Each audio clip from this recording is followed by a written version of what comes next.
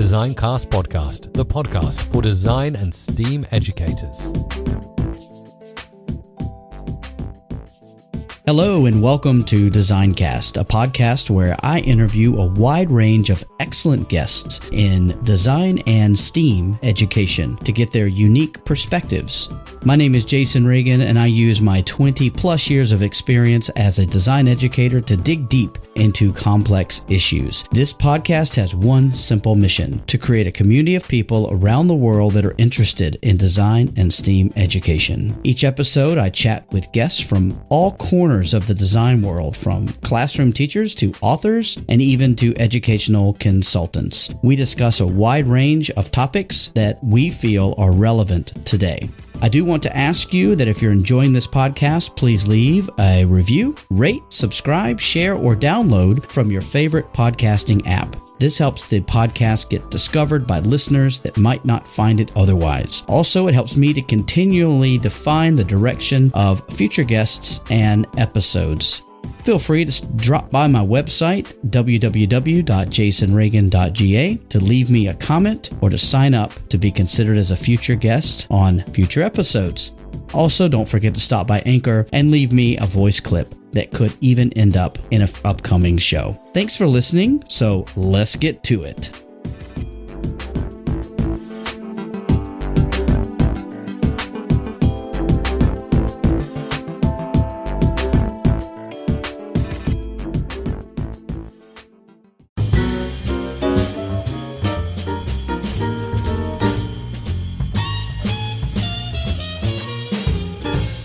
On this episode of Designcast, I was fortunate enough to chat with Alex Gray. Alex is the head of science at the Dubai British School. He also has a YouTube channel called Deep Thinking. We had a great conversation about Expo 2020 in Dubai, the STEAM program at his school, and his recent enjoyment of filmmaking that is evident on his channel. It is certain that you will find value in this episode and all that he has to share. Please check out all the ways to catch him and connect with him in the show notes. Now sit back, relax, and enjoy this chat with Alex Gray.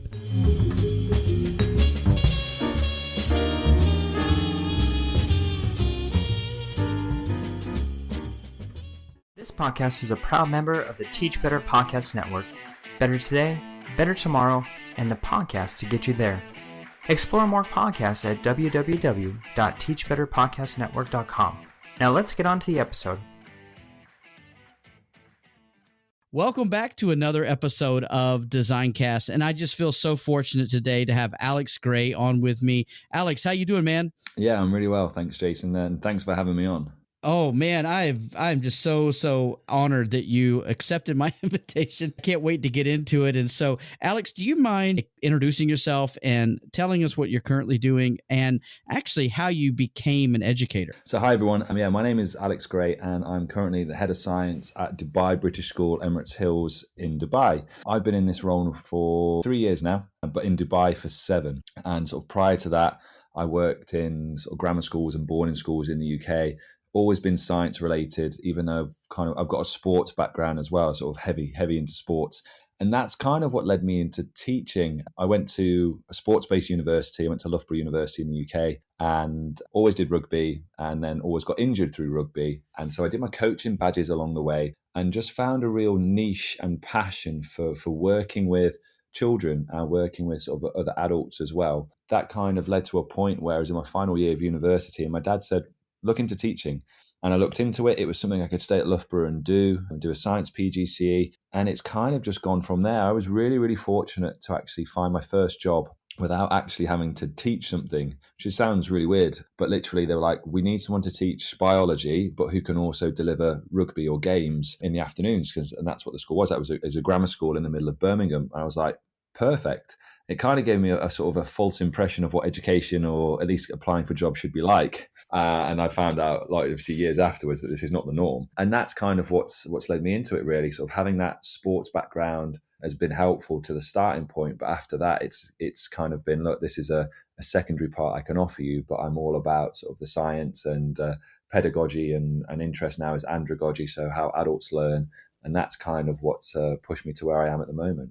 Wow, very cool. I love to hear how people got where they are. And so what brought you to Dubai?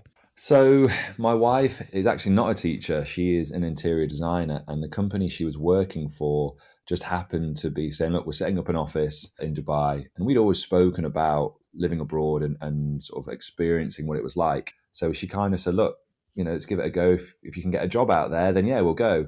And she kind of said that in a way that only wives can do to husbands. That kind of was just like at the end of it, when I said, oh, great, I've been offered a job. She was like, oh, I thought this was just like, those sort of 1 out of 5 times where you kind of come up with something and it never really happens. And we just kind of say, yeah, we'll do that for you. And nothing ever comes of it. That type of conversation. I said, oh, well, I've actually gone and done something about it now. And she goes, oh, right, okay, then. So I guess we're going to Dubai. And it was typical. And you speak to most people from Dubai, and it might even be the same internationally. It's like, right, we'll do 2 years and then and so everyone in Dubai is either you're here for 2 years or you're here for 10. And we're closer to 10. We're closer to 10 years now than we are 2. Very cool. And you mentioned before we started, you have a couple of daughters. Are they enjoying Dubai? I mean, my daughters are 8 and 6, so they're both at school with me. And every time we even mention about moving or looking at exploring other places, there's like, let's go to England, which is where we're originally from. And it's like, well, why? It's like, there's family there and we don't have to go to school. I was like, what? It's like, because they've only ever seen the UK or England in holidays and no one's at school. So they just assumed that you didn't have to do school in England. But no, they love it. They love it here. I mean, it's tremendously safe. It's a real melting pot of diversity, of inclusivity, of different cultures. So for them, when I compare how I grew up to sort of what they're getting in terms of learning about different cultures and different religions, different holidays, tolerance, and their friends are from all over the world. And they're just like my neighbors. So I've got some of my eldest daughter, some of her friends are local to us. And sort of, so they've got an Argentinian, we've got Spanish. I think there's a girl from China. Obviously, we then got different nationalities. It's a really, really great experience for them to have that. And I think as a kids, they just kind of just assume that's the normal. And it's only when they're going to be older and you kind of go, look, that wasn't normal. That was an experience for you. And it's sort of helped shape the person that you are. The only weird thing is that one of them sounds quite English and the other one sounds extremely American. That international accent. Right. So. Oh, man. Tell me about it. My kids have been overseas almost the whole time they've been alive. So I'm in the same boat. They'll say things and I'll be like, where did you learn how to say that? That's hilarious, man. Awesome. Yeah. So you're at the Dubai British School, and tell me a little bit about the school. You're doing science, but are you doing anything else while you're there? So the school I think it's kind of a sort of a moderate school, really, in terms of we're 3-form entry. So in that, by what I mean is we get about 27, 28 kids in a form class. There's only 3 forms per year group. So we're quite small, probably 70, 80 kids in a year group. And it brings a very different community vibe and feel. We know every kid, we know every student that comes through the door in our lessons, and you teach families, and you often get that in terms of the kids will go, oh, you teach my older sister, or, oh, you've done this with my brother. And so in that sense, the school itself is a small vibe. But what comes with it from a science perspective is that we actually have time and space to run. One is the science syllabus, but underneath that and underpinning that, we also run a separate STEAM program. And that runs from what would be year 3, so 7 or 8 year olds, all the way up to year 9. So our 13, 14-year-olds, as it were. So they're getting a consistent approach, not just in science, but then they come over to STEAM as well. So we run these 2 programs, and it kind of forms sort of a really good, innovative approach, as it says, to the science, technologies, the English, arts and maths. And we have an exceptional lady who runs the program for us, and we collaborate across sort of, she sits in primary, but is the specialist, and we sit in secondary. And so we collaborate a lot with what we want to do in terms of middle school science and running science day. So we're just getting ready now for Science Week. So we're putting things together to operate that in March, and programs and projects, as it were, for our 7s, 8s and 9s. So it's absolutely amazing to have that sort of as a separate entity. I've not really ever come across any other school that runs a standalone STEAM syllabus as well as a science one. I get people that will go, oh, these are our innovation projects, or these are our innovation curriculum. And it's, innovation is a word. When I arrived in Dubai 7 years ago, it was always banded around in schools, but no one could ever tell you, well, okay, what is it? What is it? And they couldn't. It's only recently when you actually go, well, I'll stop and I'll Google it and I'll see. And you think it's just one thing, and there's not. There's so much more to it. And it's like what these students, what these kids are getting exposed to and what they're being challenged to think about with these projects and these designs is innovation. And they're getting it, a couple of times a week, and it's consistent throughout the year. And so it's absolutely fantastic.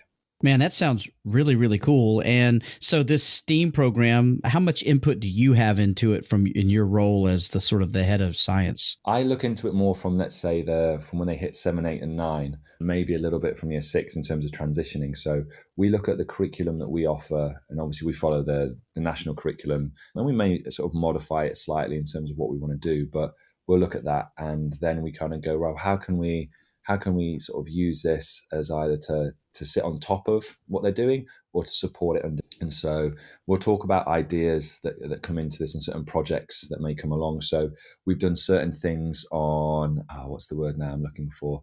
So let's say like mesocosms, so sustainable growth. And because of the Expo 2020, we've taken these ideas about sustainability and mobility and sort of and merged those ideas into it as well. Hydroponics, that was one I was thinking of. We've done the stuff with hydroponics that ties in, that can do dead easy. And then the lady herself will also come with her ideas, because she, as I say, she spent years in industry and business, set up her own STEAM business here in Dubai, and so she's got all these contacts and all these ideas, and gets people in about coding, and then to do with, let's say, like the Mars rover projects, how to make your own microscopes, so little things like that. And it's like, right, you've got this idea, how can we fit this in? Can we move what we're learning about, can we move it earlier or later into the year to support that? So when we talk about the scientific method, or we're talking about sort of inquiry-based learning or those things, the students kind of see that it's transferable across. I mean, in the wildest dreams, in terms of vision moving forward, it's like, okay, well, everyone just associates STEAM with science, but it really shouldn't be. I think it would be great moving forward on a larger scale to go, right, well, how do we get art involved in this? How is the math component involved in this? And engage them in that respect, because, and again, just having people come in and speak about engineering. We've been really fortunate to be able to get to Expo a lot with our students and have talked to us about it. So that engineering side of things, it's just sort of that wild dream of being able to elaborate further on those. And since you're in a British national curriculum school, do you also have D&T? We don't know. And sometimes it would be great to have it like design technology. Like they run it because it's an optional subject when it comes to GCSE. And if the option uptake isn't there, like we run more graphics. So they do sort of a graphics design style of thing. We have sister schools within the company that we work for, and some of them will offer sort of the design technology, and they offer different components of media like photography and things like that we don't. So we don't have that. As I say, some of our sister schools do. Yeah, I was just curious because, I mean, a lot of the STEAM stuff you're talking about could easily feed into some of the D&T stuff as well. But yeah, I mean, my own schools had to like readjust what they're offering because the clientele just aren't taking up computer science or aren't taking up design and technology. So you have to kind of, you are still a business, right? So you still have customers you have to make happy. So, wow, that's awesome. And so they have time built in their schedule for science experiments and for the STEAM stuff that you're talking about. What have been some of the challenges for you guys as you've implemented this program? I think the biggest thing for students to see the value of it as a challenge. I think when it comes to a normal core subject, like your science, English, maths, and when it comes to even optional subjects, like you learn languages or you do art or you do PE, it's like students know the worth and value of it. And that's also trickling down from parents. It's like you get a grade, you get your report, you get this. It's like what society says you need to have and do. And so the buy-in and the value from it is that it's a unique selling point to our school that we offer this. And actually, when the students are in there and they're working, they're amazing. And we've been involved in different competitions, like the Abu Dhabi F1 run competitions about designing the cars. We're involved in that, and there's been like robotics ones. I think when the golf was on a few years back, they did the design robot to collect the balls, and they were down there, and sort of Rory McIlroy was involved in things. So there's lots of really cool stuff going on about it. Sort of innovation is a huge driver here in Dubai. But it's then they bring it, it's like they see it in the classroom and it's like, okay, well, why are we doing it? It's, what's the value of it? Why should we do it? We don't get a grade for it. And that's always the biggest thing. We don't get a grade for it. So we're trying to come up with ideas of how we can elaborate sort of an innovation award or sort of this sort of innovation curriculum, as it were. So students do get something for it. And it ties into the school's sort of skill sets. So even though we are a British curriculum school, we've got teachers, myself and a few others, experience from the IB background, looking at sort of learner profiles and go, well, we can have we call it the 6 Cs. It's sort of built up a bit from the 4 Cs that we often talk about, like critical thinking, creative thinking, cooperation, communication, and then we've got caring and courageous. So we're trying to actually design or building this innovation award or innovation sort of program, so students can have something that's written about or given to them, or there's awards, or they can win prizes from companies that sponsor things, sort of to lead them into it. And then from there, look at the amazing skill sets and things that are transferable across to other subjects, and look at the world around them at this moment in time. So the buy-in and the value is the challenge. We can see it as adults, and obviously as teachers we see it, but for them as students, especially as they get older, they kind of see it as almost downtime. This doesn't count. I don't get a GCSE in this. It's like, so therefore, you know what, I can just use this as downtime, rather than, we kind of, in the UK, used to have like your record of achievement.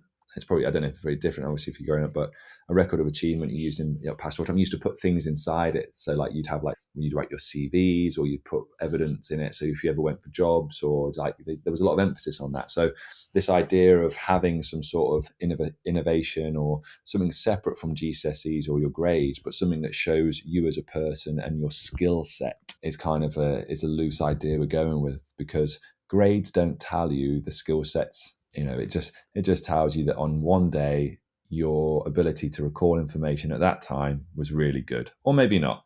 And you're a morning person, so it worked out better for you, right? Exactly. It's like I didn't have my caffeine fix that day. I was terrible. So something like that, where, especially with the industries we have in Dubai, and these kids are, globalized kids. It's like, imagine if you could have something. It's like, look, I've got this record of achievement, or it's a digital portfolio of things that I have done that develop my skill sets. Here, have a look at, and I can talk you through it and go through how this was cooperation, and this was this type of innovation, and this is what's that. It's like, because that doesn't matter what job you go into now. It could be anything. It's like, you're going to be asked to use a skill set. You're going to be asked to learn something. Think about us as educators. It's like, we didn't get taught how to use Excel and PowerPoint. It's like, it was an assumption. And nowadays we come into it, and you've got, you're using this streaming systems. You've got guys on OneNote, and there's others on Google, and then people on YouTube. For me, as you'll talk about it in a bit, but YouTube wise, the students look at me and go, "Did you do this, sir?" I was like, "Yeah, this is like really good." I was like, "What are you trying to say? That just because are you saying that just because I'm older or old, that I can't, use technology, or I shouldn't have a skill set that do?" And it's trying to bridge that gap of skills are an ever developing, ever learning piece. And no matter where you are, no matter what profession you are, you're going to need this, or at least the openness to go, look, I don't know how to do it now, but I've got the skill sets to learn how to do it. And so it's trying to bring that mindset and ideas together. Totally, man. You're speaking my language. I'm telling you what, because, used to, you could go into a job interview or go into a meeting or something, and you could tell people what kind of skills you had. You had hard skills, and, I can operate a lathe, or I can do a typewriter. But now so much of it is just so collaborative and metacognitive. It's just unbelievable. And I totally agree with you. That's absolutely what students have to be ready to do. Totally with that, man. I completely agree. And so you said something earlier, Alex, too, about, trying to kind of sell the parents and sell the students. And in my own experience, I find selling other teachers on what I'm doing is also a big part of that, because if they're not on board, then when those students leave whatever class you're teaching, the other teacher's like, well, it's not really that valuable, or whatever. And, or they're just, their body language says that. So I don't know, have you found that to be true too, that you have to often kind of sell the program to other colleagues? Yeah. Because it's with teachers, it's out of their comfort zone, isn't it? It's one of these, we're guilty as educators of just pigeonholing ourselves and go, well, I'm a science teacher. And we ask them, we go, what do you teach? Science. I remember my wife absolutely being hilarious at this. And I said, right, for a year, I'm going to change my profession. When someone asks me, what do you do? I'm going to say teacher. I'm going to say, I shape the minds of the world for tomorrow. It was something along those lines. It's like, I'm shaping future minds. And it's like, what? And she's like, she's like, you sound so up yourself saying that. Just say you're a flipping teacher. And there we go. It's like we pigeonhole ourselves. So we come in and say, I'm a teacher. And then we go, so what do you teach? Science. And it should be a case of, we could just go, I work in education. I'm an educator. And imagine if you could just stop at that point and go, educator. And that's all you needed to know. It's not, you have to teach a specialist subject. It's not that. It's like, we model transferable. Now, I'm not saying I've got the knowledge and prerequisite knowledge to even sort of dive into some of the higher end parts of English or languages, but there should be some level of crossover where I can go, well, I'm not going to pigeonhole myself as a learner and stick to my subject. And I model that for you as students and go, well, you're students. I don't say you're a student of biology and therefore that's all you are to me. You're a student. And so addressing that and being that open-mindedness for teachers as well to go, look, you're an educator, you're a teacher. And I'm not going to say you're a teacher of science, you are a teacher. And this is now going to take you out of your comfort zone. And as they say, what is it? Comfort is the enemy of progress. So these teachers who are comfortable because they know their subjects, it's like, well, if you want to be a better teacher, if you want to develop yourself, let's challenge you as well and put you in these situations. And so, yeah, you do get some kickback from staff who are just like, oh, I don't want to do it. It's like, oh, another. And that's infectious to the students. And that's why the students are like, if you're there with the enthusiasm and passion, it's like, wow, this is interesting, guys. It's like, I didn't have this when I was at school. It's like, you're being exposed to this now. And I guarantee you in 10 years' time, when you're going for job interviews, when people are asking you, these will be the types of things that you talk about, that you should be able to say. So it's a complete cultural shift, though. It's a shift in education to rally behind skills rather than drills, as it were. Completely agree, man. I think we're on the same wavelength. Absolutely. Do you think that your time in coaching and working with athletes helps the way you teach today? Definitely. And I think that was the one thing that made me come into teaching and find the actual transition to it quite easy. I remember working with some of my colleagues, and not to sound egotistical with this or big-headed, but I didn't find it difficult creating flow within planning lessons because I was so accustomed to planning sessions for rugby teachers. And I even say now when I'm working with staff, and whether it's trainee teachers, the amount of staff who come in and try and teach a lesson without notes. And if you watch any good sports coach, doesn't matter what they're in, any good sports coach, whether it's rugby, football, NFL, hockey, every coach has got that A4 folded piece of paper or a book. And it's like, this is my session. These are the key points. These are the things. And it's just like, well, this is what we should be doing with, teachers, encouraging them to say, look, take it with you guys. Take these notes with you, have these notes. And so for me, that part of it has always been natural to say, like, I don't know everything. I've got a planning. And I even mentioned this to some, I think on social media the day, it's like, is planning a lesson a lost art form? Do we actually get time to plan? Because, the sports side of it, it's all you're doing, constantly reflecting, planning. It's like, you've got to have your drills laid out, key terms, because kids don't want to, and adults don't want to listen to you. So what are my key points? What have I got to do? How am I going to move from this to this? What's the relevance of this skill set to this game? And so that part of it, straightforward. And then when it comes to speaking with people, the dialogue, it's like, I need to be specific and to the point. I can model it. And then it's like, but they're constantly getting verbal feedback or modeled feedback or shown good examples. And that's the thing, even to this day. We talk about marking and feedback, and I hate that. I hate this term marking. Whether the educators out there, and we do it, it's just a phrase we use now. And if you stop and think about it, every teacher hates marking because it's time consuming and it's cost against, what you get out of it versus what you put into it. And it's more for what the kids get out of it. If you change the mindset and go, look, this is about feedback and assessment. And it's what we do constantly. And you can just go, look, feedback is constant, it's immediate, it's verbal, or it can be summative, or summary at the end.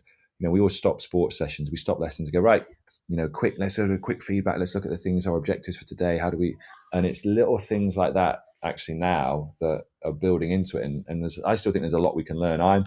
I said to someone the other day, it's like, I think all teachers should actually go and do a sports coaching course. Pick a sport, rugby, football, NFL, anything, basic one, and go and do like a level 1. Go and do an introductory coaching course, because it will completely change the way you approach a lesson for learning for everybody. And then also how you how you speak, how you feedback, and how you model all these different things. It's yeah, definitely invaluable for me. And then on the flip side, I still coach rugby now. I think the team I coach is 50 under 11, and the guy who directs the team, who's like in charge of the club, is just like the best teachers, because you know how to handle massive groups of kids and people. It's just one of those transferable skills over and over. So it works both ways. Yeah, totally, man. Well, Alex, this has been great. It's great education. I really want to get on to what I want to talk to you about as well, which is your videos that you make for your YouTube. You mentioned them earlier. They're hilarious. I absolutely love them. Can you tell me and the listeners a bit more about them? So I got into YouTube probably during the pandemic, and I've always loved photography, always kind of done family videos, and I was kind of just looking for something from I think, one, to keep me sane and to keep it sort of as a hobby, but also as professional development. In terms of PD doesn't need to be, sat in a classroom on a course. It can be what you do at home and how you kind of develop yourself from there. So it came about purely because, as I said, my wife in interior design, I needed to get Photoshop. And so we get the bundle, as it were, from Adobe. It's like, oh, this is an interesting thing. It's called Adobe Premiere Pro. So like, I've got some time on my hands. I'll figure out how to use this. And that was it, really. Sort of just jumped straight in, started watching some different YouTubers about how to do it, and then just sort of grew in terms of liking certain styles and people I watch. And then just sort of, I thought, I'll get into this. I want to develop my articulation. I want to be able to comfortably speak and remove that from my vocabulary. And you'll probably listen back to this and go, well, you've not done that good a job too well about that. But as I've gone through, it's almost now become a slight identity for me, in that the students in school have it. There's the connections, for example, like this right now, as well as then from LinkedIn and YouTube and other people that reach out to you and see you and recognize you. And it's just a great tool for connecting, and also just as a hobby, just as something to wind down or set up a conversation about things. So yeah, some of them are comedy, they're creative, and they're so enjoyable because, again, you take yourself out of your comfort zone. People pigeonhole you as a sportsman or as a science teacher. And it's like, well, why can't I create something that's funny? And people came up to me and, I didn't realize you were funny. I didn't realize you could act like that. And that's the thing with it. It's been able to sort of break down those barriers and have some fun, but also make connections, bring people together, and talk about education, or even just bring in like vlogs and have family and children, so people can see what it's really like to live internationally. And then my children will reflect on this. I can share with family that are in the UK. I've got family in Canada. So for them to be able to easily see it. And then from a teaching side, you go into school and go, right, guys, right, when you go into work, when you do this, videos and that way of learning and communicating, that's the way now. I don't want to send a WhatsApp message anymore. I'm going to send a voice note. And it's then actually, I'll send a video just so you can see the expression on my face and you know how I feel. And so those skill sets, and actually that's kind of what I found from doing it for almost 2 years now, actually. 2 years in May. It's just learned so much from it about storytelling and education, but then about connecting with people, and just as a skill set itself, how nice it is to be able to sort of construct these things as a keepsake. Yeah, I mean, it's a great hobby. You can do it at home. You're creating content that no one can take away from you, right? Like, you're actually just creating this body of work. And so I agree with you, man. It's been a great outlet for me during the pandemic to be able to do my own thing as well. And so, man, that's awesome. I love it. Anyone who's listening who hasn't seen it, the links will be in the show notes because it is awesome stuff. And I can't wait for other people to check you out, Alex. That's really awesome. So what are you super excited about at the moment? What's got other than making videos for YouTube, what's really got you excited? Well, if you're talking generally, it would be the Six Nations in rugby has got me super excited. That started last weekend. And not so excited about the result. Unfortunately, England lost to Scotland. But that got me super excited. I was at Expo. Expo recently got me so hyped. We were there yesterday with school. We got invited from the UK pavilion. So it was the UK national celebration in the Expo yesterday. So if I'm allowed to tell the date and date. So yesterday, but on Thursday the 10th, was the UK celebration in Expo. And we were invited there. And we got to, as a school experience, they gave us some rugby coaching. Then we were there for when the Commonwealth torch was lit. Prince William was there yesterday as well. Yeah. So real big, that in itself, in terms of what that's brought for the country and the kids who are in my school and seeing it, the parents are involved in doing it. That again is super exciting. And it's also then little things. So, and it's going to sound so weird to say because it'll probably come to EdTech stuff as well, is Loom. Now I've been using Loom for a while, but on and off, and I've kind of used it from a distance learning in terms of, right guys, I'm pre-record it. I like it in this way, but actually it's that innovative approach, and you go, right, I dislike, as I said to you, it's like, not dislike, it's like, but marking in terms of the time I input and the output. So I'm scratching my head, and I was reading sort of I think it was from the UK, I think it's the Education Endowment or the Foundation that did the research into sort of, and does loads of different research and evidence trawls into all sorts of different things, but one specifically that tied into the government review on marking. And it was talking about feedback and all these different policies on feedback and how can it be improved. And I'm just like, well, I've got OneNote and I've got Loom. How can I make, what the phrase is, how can I do less but be better? And so for me, I'm excited at the moment in terms of this transition of, I say to my students, right guys, when I plan out a lesson, it's like, this is content. And it's like, this is what you need to know. So knowledge and understanding is just content. But when I get to an application task, then that's what I'm going to feedback on. That's the bit I want to mark. That's the feedback, because it shows you can apply knowledge and understanding.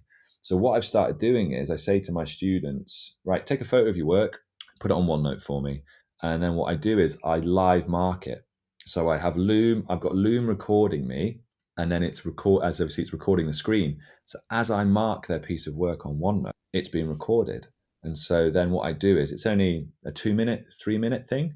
And then so each student has their own individual folder on Loom, which is great because it's free for educators. And then video link goes there, links on top of the OneNote. And I say, right, guys, watch this. And then there's feedback. And then there might be things I want you to respond to, and just put it underneath. And it's like, they can pause it, they can go back, they can answer it, they can literally see. It's like a one-to-one.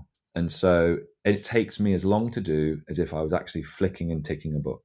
And so I'm really excited from an education side in terms of time management and, actually impact. Because as they say, feedback should be worth two things. It should be corrective or it should be challenging. In terms of then, how can I ensure that students are getting that to drive progress? It's like, what better way to be able to do it than go, look, I'm actually, like we are now, I'm talking to you on a one-to-one purely about your work, and you can watch me as I do it. So that for me is, as I say, it's just sort of a bit of a different way of thinking. It's innovative. Those two things already existed before I got to it. It's just now the way you're using it together. And I'm sure there'll be people out there that maybe go, oh, I already do that. Or someone out there goes, oh, I'd never thought about, and I was like that. I'd never thought about that.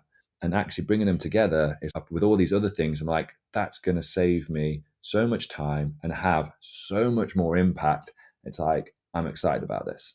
Wow. And it's something I think would be completely foreign to us 24 months ago. There's no way we would have even considered it, I don't think. Unbelievable. It's great to hear the innovative things that are happening, especially born out of some negative stuff, right? Giving us an opportunity to do something fun. That's awesome. Definitely. I mean, that's just like one piece of EdTech, isn't it? And it's like, in terms of what you can do with it, it's great.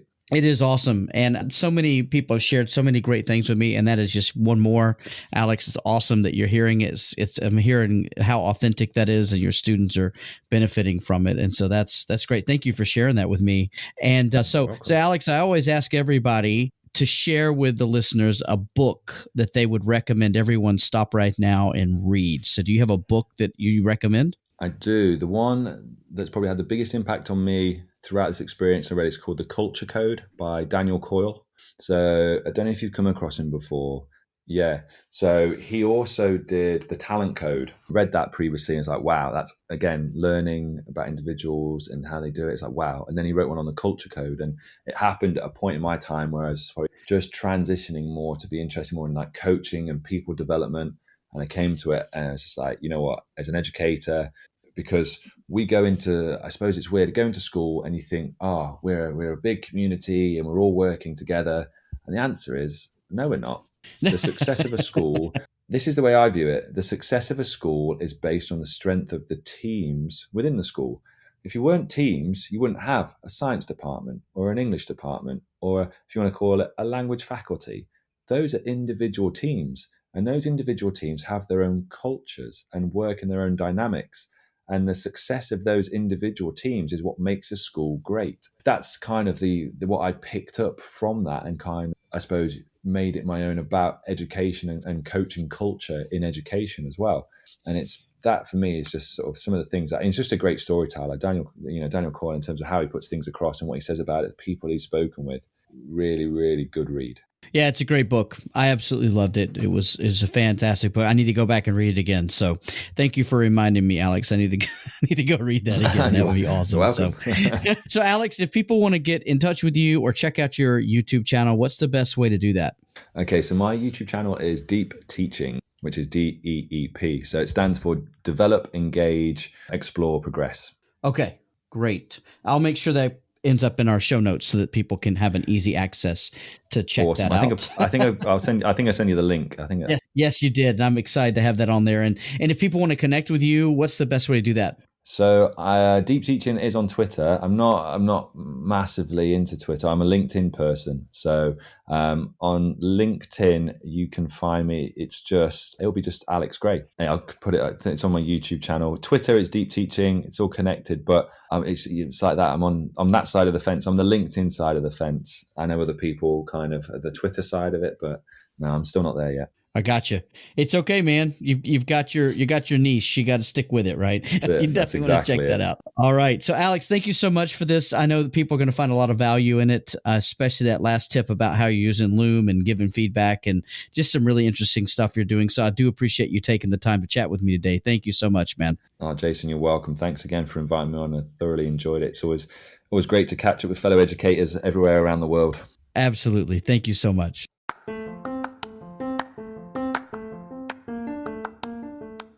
I hope you enjoyed that episode of DesignCast. I'm Jason, your host, and I produced and created this podcast. If you have any input, I would love to hear from you, and I look forward to seeing you again really soon.